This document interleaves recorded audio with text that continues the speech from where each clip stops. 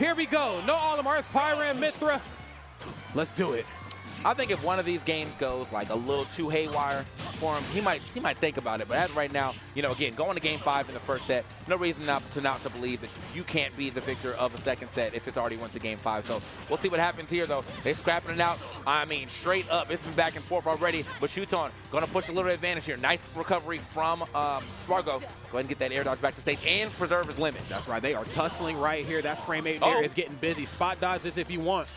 You better hold shield nice, and we've seen a bit of a rinse and repeat from their first outing. Again, you landed properly. I'm always trying to scoop you up with either Nair again, or hell, if I need that stock gone, I'm going to go for up smash. Boom. Good punish right there. That was a very far punish for him to go for, but it definitely worked out. Shuton, very big advantage already. Going to get hit with that climb hazard, though. 66% now put onto him, but he's already got the 141. So, yeah, any of these tilts from Pyra should be able to do it if he can get back to stage. Wait a minute. Okay. Deep Nair. Yo. No, I thought he was going to let it rock. I thought he was going to let it rock, I bro. just want to rock. Yeah. I thought he was going to do it. He let him off the hook there. And for good reason. Maybe not quite wanting to bring that vibe early on into the match. Nothing off the up tilt. Both sides playing it safe, but not too safe. Don't jump in my airspace. Don't do it. It is ill-advised. No backer, but the upper is getting the job done, and he's glowing the blue right now. Mythra, I need the footwork right here to get away, but actually stand very, very close. Catching the spot dodge with the scoop of the up smash is looking great. Oh, yeah. Right now, I think at this point in time, it really is like how much extra percent can he do, especially when you're right here. You get a couple of these early B&Bs and maybe just kind of force them off the stage and see what you can do with the Pyra down air. The damage is starting to rack up, 51% all off just the Mythra. Hasn't had to swap yet. Hold up. Okay. I'm going to go for the standing jab this time. No down tilt. Down tilt was a wonderful party starter the first time these two played. Again, breaking that zone and going for a 5-frame option is so good. But he's been met with better options, though. Sparg0, of course, evening up this game, has some limit to burn. Oh, yeah. Yeah, foresight through that if you want. Yeah, you can't. Oh, chopped up right there. All right, good stuff right there from Sparg0 trying to do it again, but not going to find anybody home on that one. Still, though, he's really got to get back into this game. 108% already. Try to get that spot dodge. I don't like the idea. Sometimes you're like, normally you'll see some people try to get the parry on the last hit. Yeah. So that way they can get a nice little punish, but try to spot dodge his way through this time around. Okay. Another cross slash again. It's looking great. Love that grab. Sometimes you got to let the damage come to you. Just staying stationary right now. Shuton knows the damage will come to me sooner or later. Using their movement options, that phenomenal movement that Mythra has to make Sparg0 roll in off the ledge. Bro, it's really been all Mythra right now. Like, the Pyra has kind of showed up sometimes, but as far as getting these stocks, I mean, getting your stocks taking stocks with Mythra, and it's not like some crazy type of edgeguard situation, is very nice. It is. For Shuton. But these up smashers are flying, and they are doing enough knockback to get this man past his blast zone. Hold up. Oh, wow. Oh, hold on. Okay.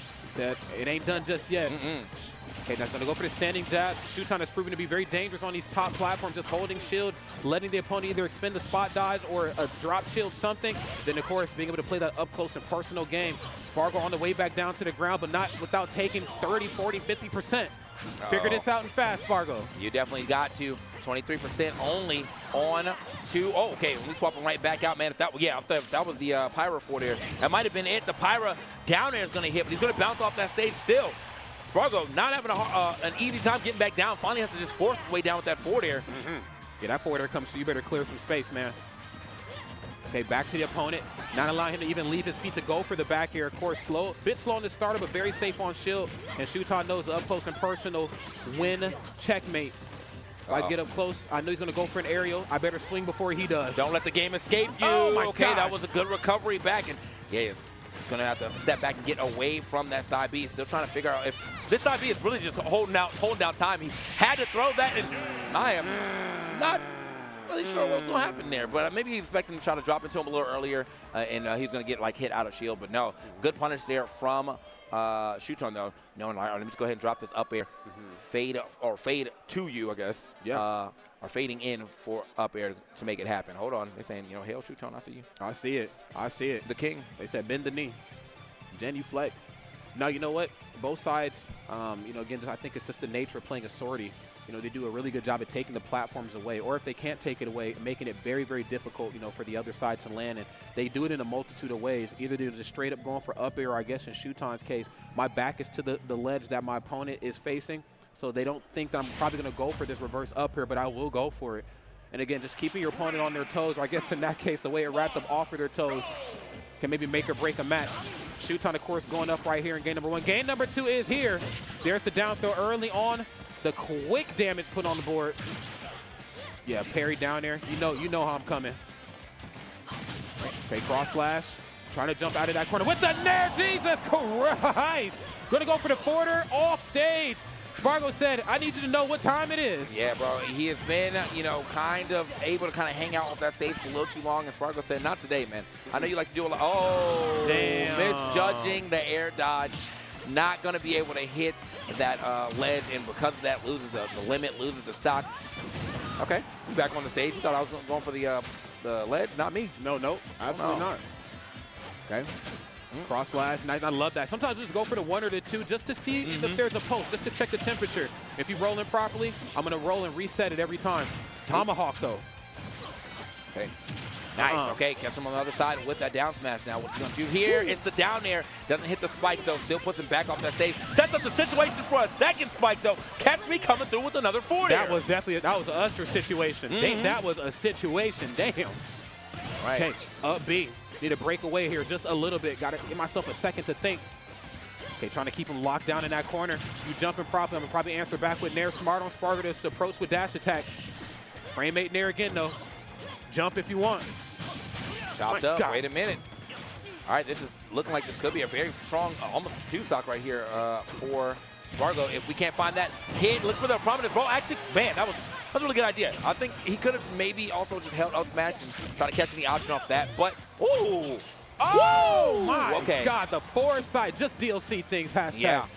Love that. And, of course, it's not very difficult to, foresight something that Cloud doing. He's a very big character. Swings from a very large distance away from his body. Oh, yeah, just a little too low. Had to respect the falling option, I think, of the climb hazard. So didn't want to jump into it. And, unfortunately, just way too low to try to make that recovery. So a good 2-stock actually being delivered here from Sparg0 in that second game. What's Shuton going to do to answer back? Where are we going? Where are we going is the real question. I know what character we're picking, but where are we going? Sparg0 looking stoic right now, just no emotion. So you know what I'm here to do. We're going to small battlefield. That's the name of the stage.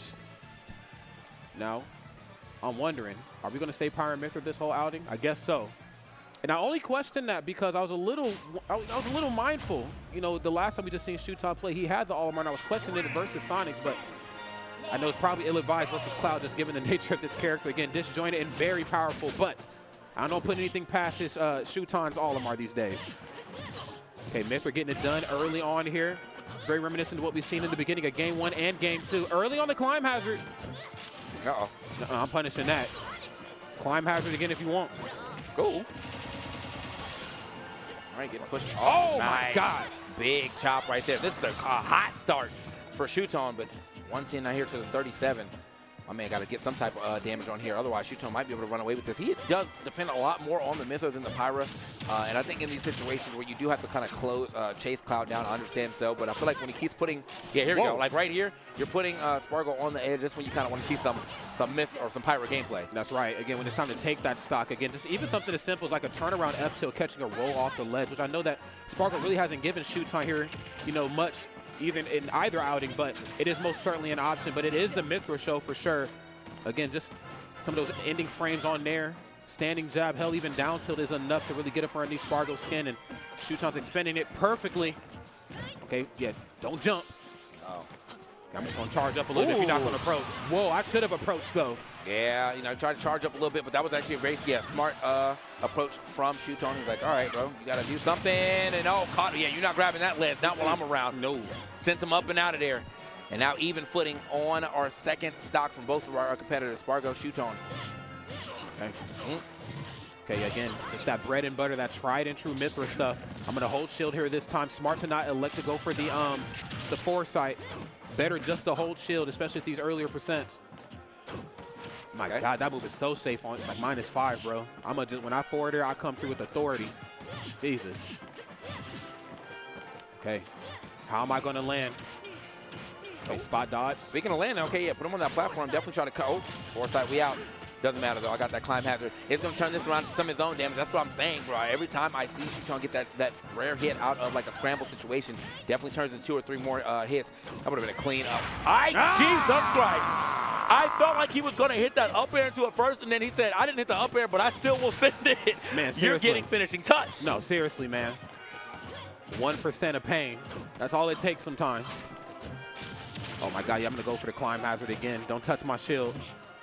And that's how you know Sparg0 has to lead. You know, he goes from very aggressive, using his movement options to bring the damage to him. Then we start to play a little bit more turtley. Still using those movement options to make you approach, but I want you to approach aggressively so I can answer back with climb hazard out of shield. That forward air again. Very devastating on shield again, being -6. You have to watch yourself. Slow on the startup, but it swings with authority.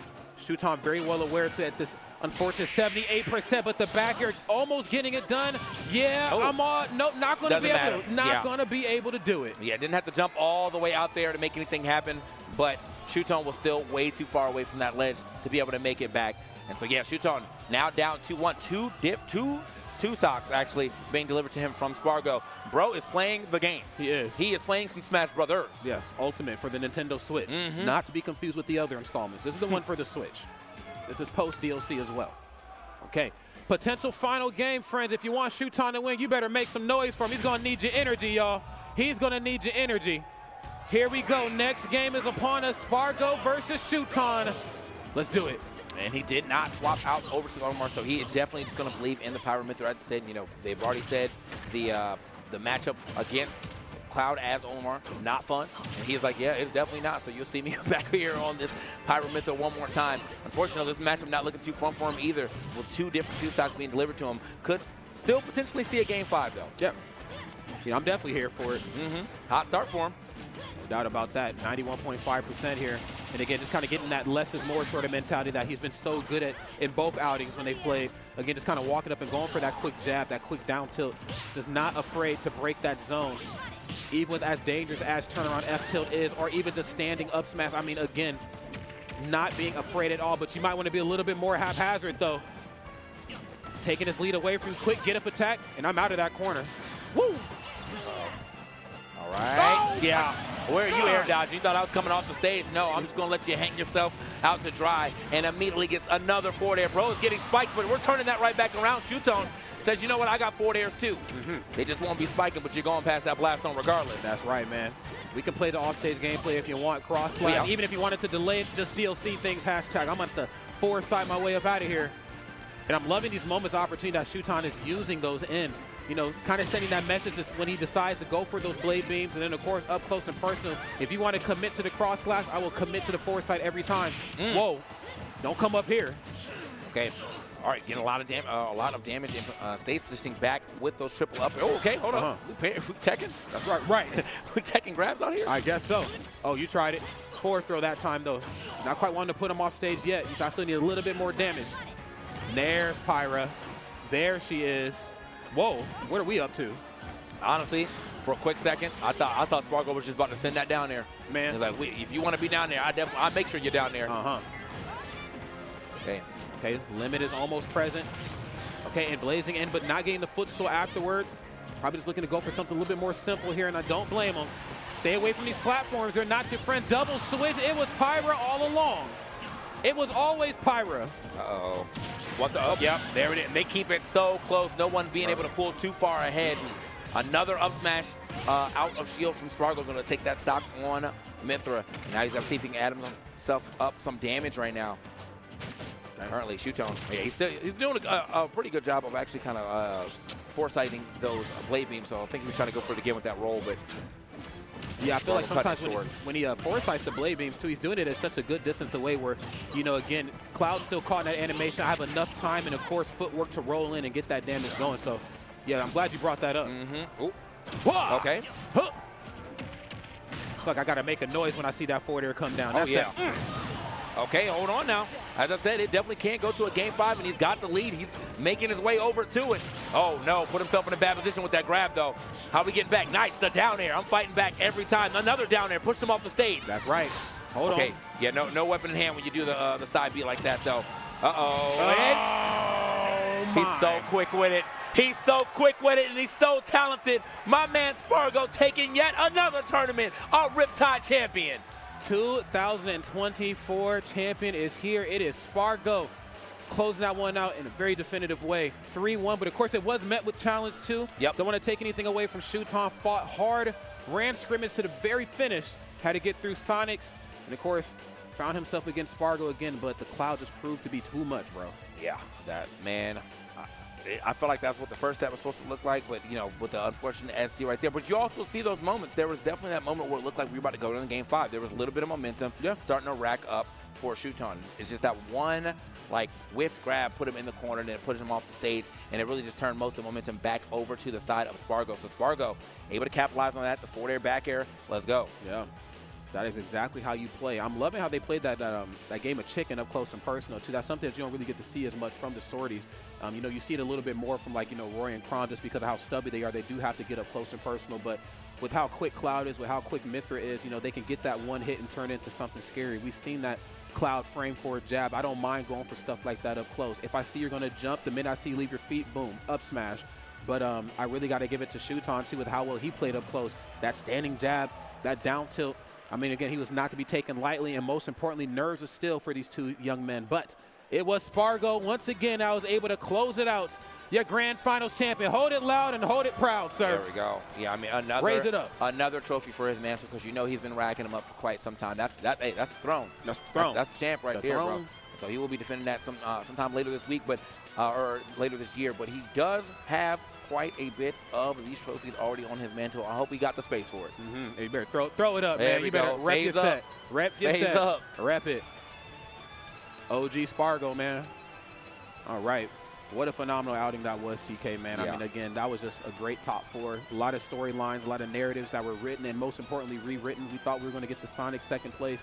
Ended up actually dropping to Shuton in a way that I wasn't really expecting. I thought it was going to be the Pyra and Mythra, but it was actually the scrappiness that was his armor that was able to do it. You know, kind of forcing Sonics out of his comfort zone. That ground game that he's so great at playing, threatening you with the spin charts. Where am I going to go? And then boom, dash attack. Shuton said, I ain't afraid of that.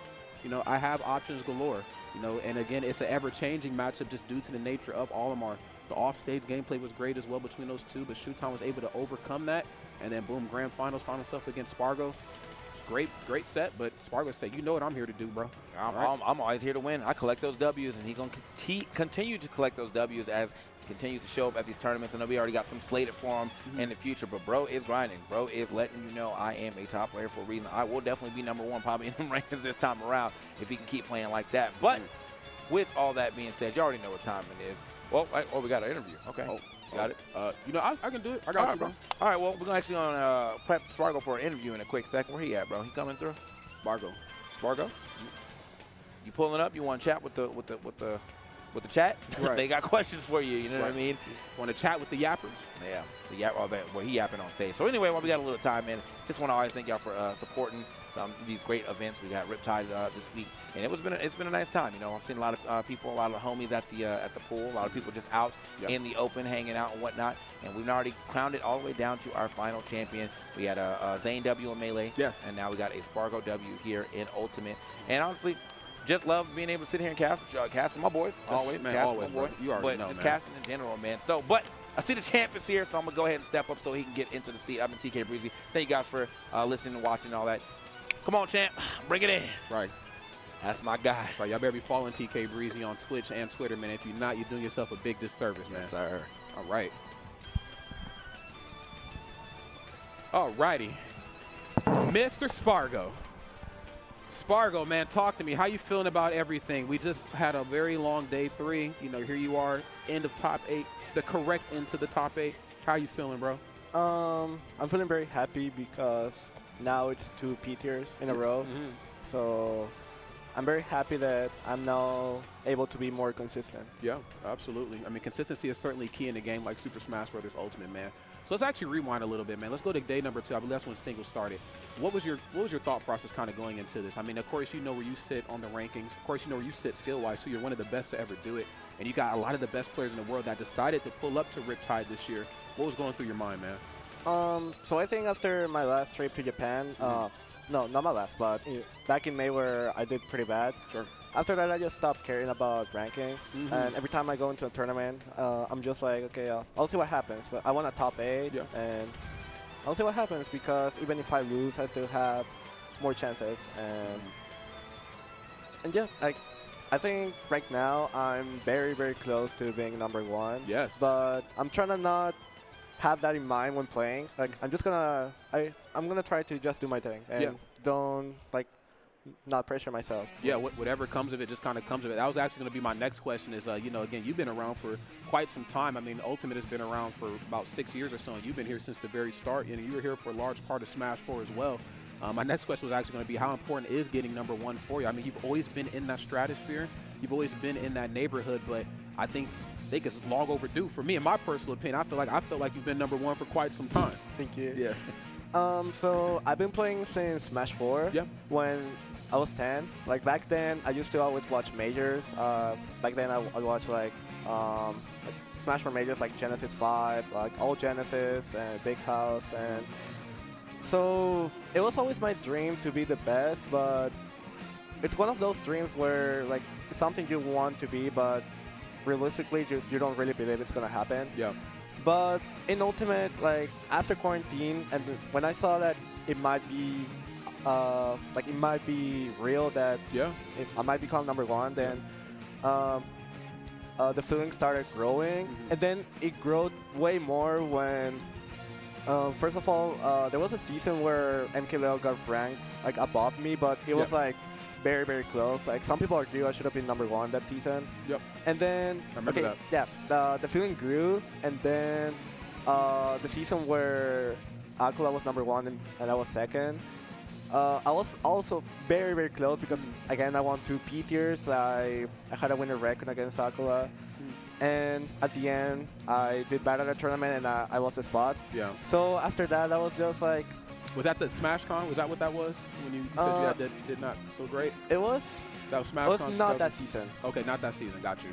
But the feeling started growing more because I was getting closer and closer, but I just couldn't close it out, and I was constantly pressuring myself that okay, this time I want to be #1, and every tournament I went to, I had that pressure on myself that okay, I must perform well. Yeah. If not, my chances are gone.